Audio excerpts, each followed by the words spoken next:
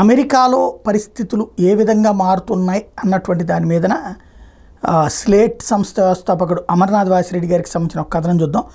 మాటల యుద్ధంలో ట్రంప్ అయ్యను ఓడించి కమలమ్మ గెలిచిందని అమెరికా మీడియా తేల్చేసింది. రేపు జరగనున్న అసలు యుద్ధంలో కూడా కమలమ్మకే మెరుగైన అవకాశాలు అనేది మీడియా మాట. ఆయనకు ఈమెకు మధ్య పాలసీకి సంబంధించి ఉన్న రెండు తేడాలను టక్కున చెప్పండి అంటే ఎవరైనా కాసేపు ఆలోచించే స్థితి.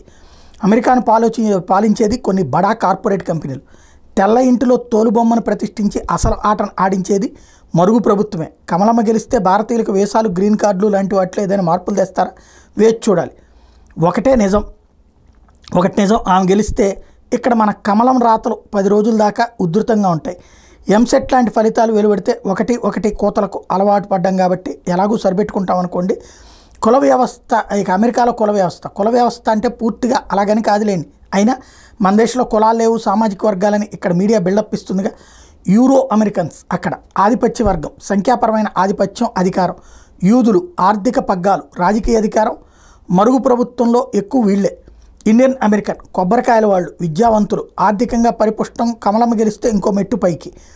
ఆఫ్రికన్ అమెరికన్స్ కష్టాలు సుఖాలు అన్నీ ఈ వర్గం సొంతం. పోలీస్, మిలిటరీ, ప్రభుత్వ ఉద్యోగులు పెద్ద సంఖ్యలో. ధనికులు ఉన్నారు, ఇళ్ళు లేక ఫుట్పాత్ మీద నివసించే వాళ్ళు ఉన్నారు.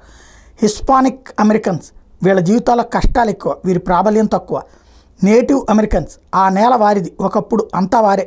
వారిని గుర్రాలపై వేటాడి చంపేశారు, భూములు ఆక్రమించారు. ఇది చరిత్ర. ఇప్పుడు వారు అమెరికా జనాభాలో కేవలం 2.3%. మొత్తం 574 తెగలు, 150 భాషలు. అవన్నీ అంతరించిపోయే దశకి చేరుకున్నాయి.